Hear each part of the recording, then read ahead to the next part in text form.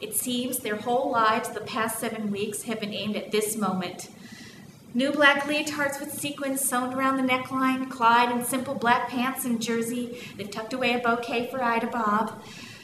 Clyde's surprise is still tucked safely beneath his jersey. This past week at work, each of the women have come across him stroking his chest. Maybe it's the tender skin or the scab's peeling itch, but when they meet his eyes, it's as if something precious is couched there.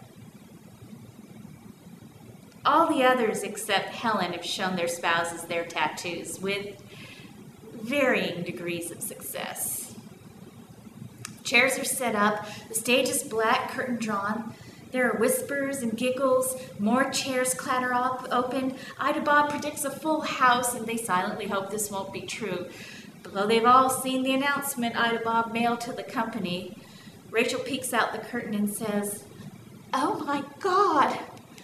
The left front row holds Louisa's 7 children and her husband. Tom sits directly behind them next to Chet, Megan, and Chester, who range in looks, interested, doomed, bored. The right side of the room is a hodgepodge of day shift workers, their kids, a few bosses, and the company owner sitting center seat front row.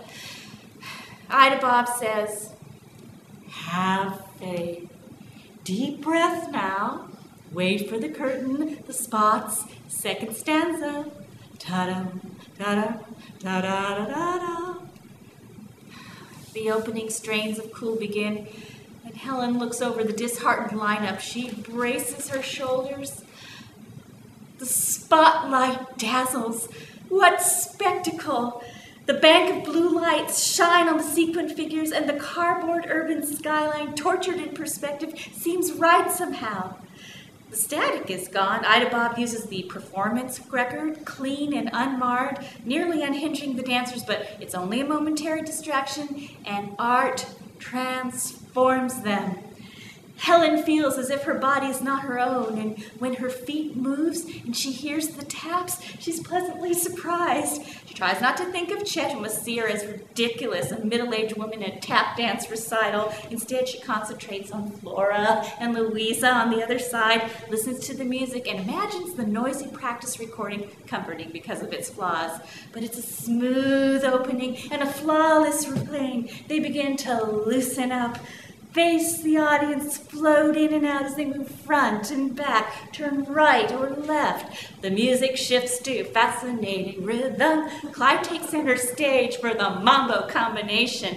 The women form a chorus line. When he misses a beat, the chorus taps fill in. There's a shouted "Bravo!" and the women smile. But when the Saints Come Marching In starts up, the audience breaks loose. There are hoots and claps, a few shouted amens. The air is brassy with trumpets, and under the spots, the light of sequins becomes sharp as the sound of taps. The music crank loud for the finale, and to cover their heavy breathing, up and down the line, she can see them winded and tiring, all except for Rachel. And Helen can't bear the thought of their evenings together concluding, though she knows they will, as they always do, and so she won't let it end badly. She wills a second wind, and there it is. One by one, they gain new vigor when it comes with the final flurry. The grueling last minute and a half of hard taps. There's not one beat missed.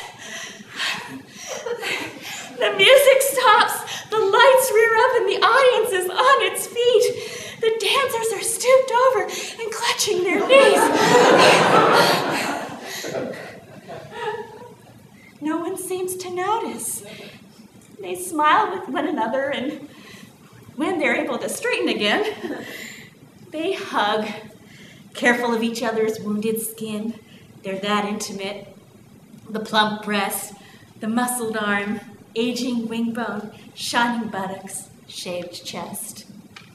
They present Ida Bob with the flowers, more applause.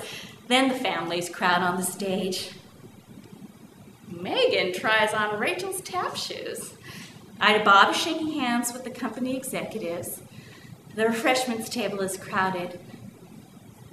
Chet finds his way to Helen's side. "You were beautiful," he says, and embraces her.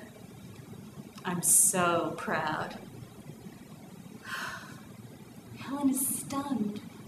He's sincere. The armadillo on her arm itches. She feels confused, half resentful, and terribly in love again. And knows it's the excitement, the letdown, the town and friends gathered, the applause and sequence. And the thought comes to her like a small but pleasurable pain that this is how we fall in love again and again.